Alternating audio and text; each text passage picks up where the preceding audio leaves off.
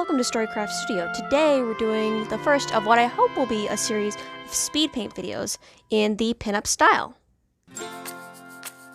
We're starting off with a clip of how I go from my photo reference to the final pinup pose. I am only going to show my photo references once in this one video and then never again because I use myself for the photo reference and I am not happy with how I look right now. It's, you know, the pandemic has all got us messed up and I was trying to lose weight before it hit and I gained all the weight I lost back and it all sits in one place and I hate it because I can't wear my favorite jeans. So, yeah, no more seeing the pictures. You can see what I came up with and how I got to the final sketch and line art. The pinup style has always had a really strong influence on my style. It's not always clear because just my style is all over the place, but pinup has always been a really big part of it. Because when I was a kid, I used to design characters and clothes and stuff, and I would trace Tinkerbell from my coloring books to do that, and she's very much a pinup style character. And when I finally figured out proportions and that big step that made it so I wasn't just doodling blobs, I was actually drawing characters and fashion, was I took a fashion illustration class. And if you're a beginner artist and you're trying to figure out proportions and stuff, doing a fashion illustration class or a fashion illustration course is really good because they break down proportions really thoroughly. I mean, my particular class went into like how big a hand is compared to your face, how compared to the head, how long the fingers should be in comparison to the palm, how long each knuckle should be in comparison to that, how long the feet should be, how big they are, how to shape a foot, like the heel, the toes, the base of it, what's the shape of the calf, how long the calf should be in comparison to the rest of the proportions that you're working with, the distance between the eyes, ear, where the ear should line up. I mean, they seriously drill into you how the proportions should all be. And that when you're trying to figure out and your proportions are just all over the place, that really helps you figure it out, because a thing that artists say, and we kind of as beginners don't really get it until we're actually more professional, is you need to start learning realism and learn the rules before you break them. It sounds so ridiculous, but that's really what you need to do. You need to go through and find out how a body really works, how realism works, and then stylize it, make it crazy, go all out, but figure out how it should look, and that'll give you a really great style. One of my favorite artists, Oliver's Antics, he's really great. He did a whole thing where he went through and did 100 realistic portraits recently, and after that he felt, and he did a few sketches that showed it, that he was already a really great artist, but they showed the faces were another step. They had definitely more emote, more proportions. There was a fullness to them that you didn't even notice was lacking before, but you could see more of the face and more of the structure of it, and it's really cool. So yeah, learning realism in your style, learning realism and then applying what you learn from realism to your style is huge. And yeah, so definitely learn a fashion illustration course, because it actually helps you a lot with how proportions are and also how clothes should lay and how you should construct something and where lines should go and how to do textures. It just really gives you that next step, and then you break the rules and you've got your style. And here is my orange seller on her orange in her original outfit.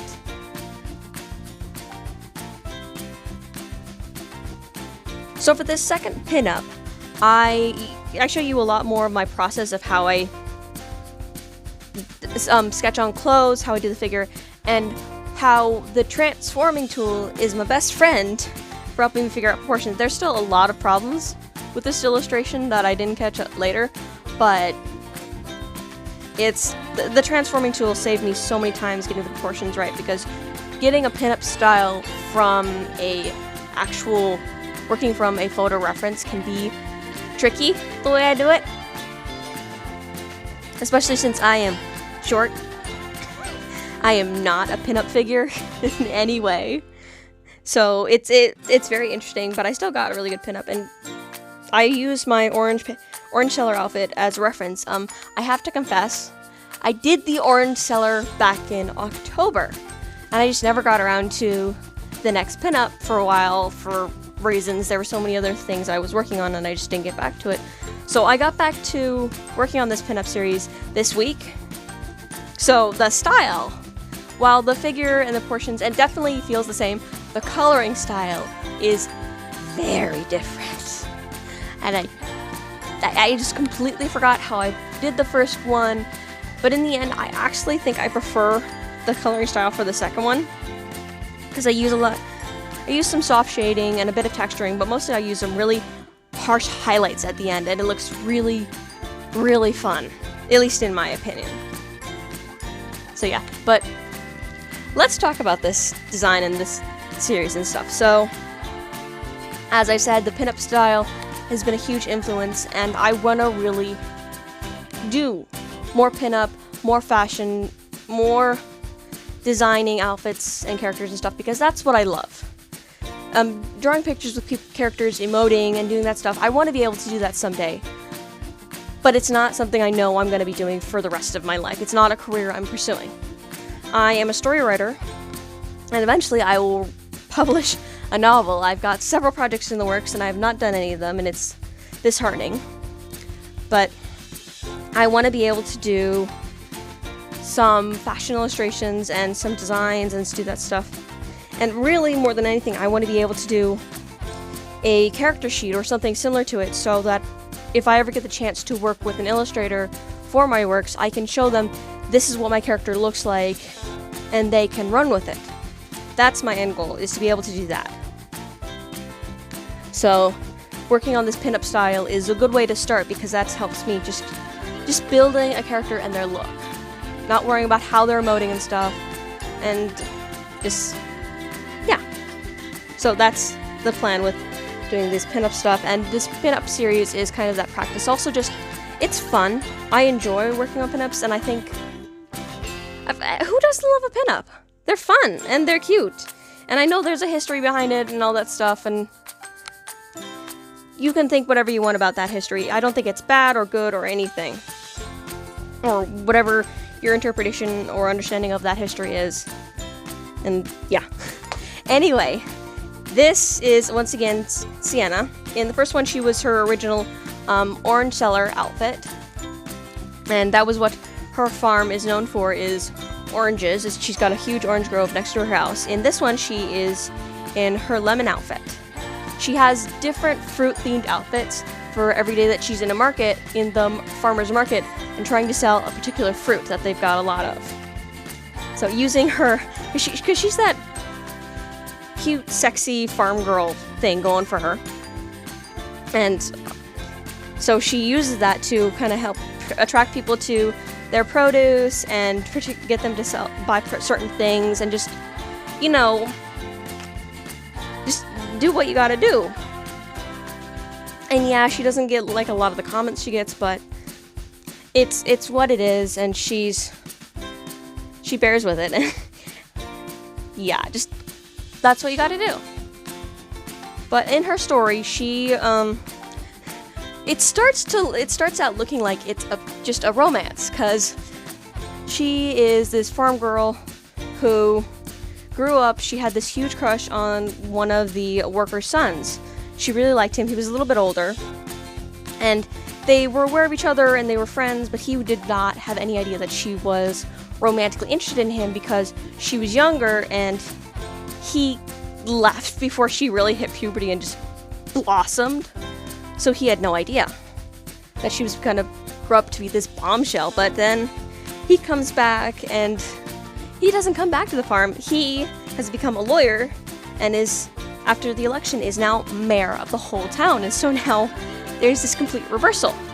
Instead of it being the boss's daughter, he's the mayor and she's a farm girl. So it's this weird flip for them, but she still really likes him, and she's still not an option for her. So that's all sad. But then it changes from a romance story to a mystery, because one day she wakes up and half the town are sitting in her orange trees outside her house. I'm not seriously, there's like half the town, women, men, children, old people, doctors, teachers, half the fire department, they're in the trees. And she tries to get them to come down, and as soon as they touch the ground, they start freaking out and having full panic attacks and just screaming, and it's terrifying. So they've got half the town in her trees, and they're stuck. And so emergency services, the police, everybody's come out, and all their families are come out because she helps them contact them, and the mayor comes out. And so she's obviously got her own personal thing going on with that, of her crush is there, and she's got to deal with it. And they got to work together because her parents are in the tree, so they're no help. So she's got to run this whole thing of figuring out how to help these people, what to do, organizing all these people that are on her that have taken over her farm, and try to find places where they can put their equipment, set up labs where she can house them because they want to be able to stay out there with family and to do research. And they've got people coming from out of state, scientists and doctors, and just it's a madhouse. And she and the mayor have got to run it on her property, and it's insane. And the story is now all about how people react, how do they handle this really weird situation, trying to figure out why people have done this, why her farm, and why specifically her orange grove, because she's got several groves of fruit trees and sugar trees, and there's a forest not far away. Why her particular orange grove? So they've got to investigate and help people out and try to build like ways to help them, because they're just sitting in the tree, and this is over multiple days, so they've got to find ways to get food and get sleeping and just take care of them. They have some tense moments because people in high stress situations do stupid things, which this year has proven so well. But it just people freaking out, and I did not intend this story to be an allegory of the pandemic, but it feels a little bit of an allegory for this pandemic. But, it's what it is. But so it's just some people freak out, it brings out a lot of issues in the town, but a lot of good, because everybody's pulling together, and they come up with some really creative solutions as this drags on for, instead of a few days, into weeks, as they figure out how the town can function with half of it in the orange grove. And they also spread them out a little better. They start moving them to some of the different groves and come up with some structures, because the trees are not meant to handle like 13 people sitting in one tree. The orange trees are not made for that. Orange trees are made for oranges, not people. So they've got to figure out all this stuff, how to help take care of the trees so they're not overstressing them, and making sure that everybody's taken care of, and then making sure the people who are still on the ground and not just the people in the trees are taken care of, because there are parents in there, and there are children of parents who are on the ground.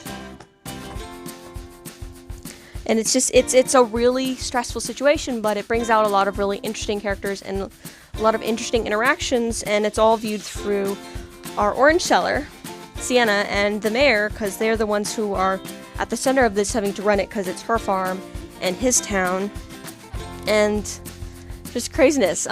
They do eventually figure out what's happened, why these people were compelled to go to the orange grove, and there's a whole aftermath of that, and figuring out how the town functions after spending so long in this situation. And it's really good. It's not like this huge evil plot or anything. This is what I call one of my curious tales, where it's something really bonkers and weird and out of left field introduced into this otherwise really normal place, normal situation, and you're just kind of like, you gotta figure out what to do. And it's just it's a really fun character exploration of a whole town, of just this large place, and I thought that's really fun, and it's kind of the stuff I want to do. I want it to have kind of a Hayao Miyazaki feel, in that it feels like you're visiting your hometown where something really weird has happened, and seeing all these people that you know and you love and you grew up with them reacting to this weirdness. And just it's gonna be fun and weird, and there will be some tense moments. And the B-plot of it all is definitely the Mayor and Sienna figuring out how they feel about each other because they are in close quarters. But it's something I want to write in the near future, and I will let you guys know as that goes if I can get myself to sit down and write it. Some changes are being made in my life, including here concerning YouTube, that will hopefully allow me to do that, but yeah, that's my plan for my next project, is to write this if I can. I don't know, my depression gets in the way. I talk about it a lot on here, but my depression gets in the way, and I hate it, but I'm going to push myself to do it. And I will start doing more projects like this pinup series to keep me involved in these characters and their story, and see where I go from there.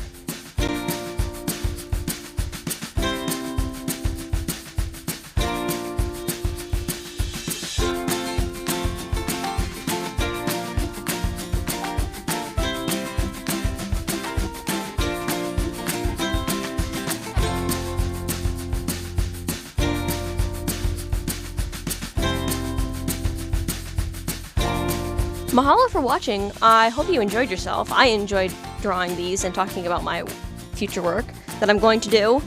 Hopefully I will be doing more of these in the coming year, and I hope you will enjoy those too. I know some of you only stick around for the dolls. Forgive me. I need to do more than just dolls, or else I will go crazy. I will be uploading these on my Instagram, my fashion illustration account, Sunset Lemonade on Instagram. You can follow my normal Instagram, Storycraft Studio, for other stuff. Make sure to like and subscribe, and I will see you in the next video. Aloha!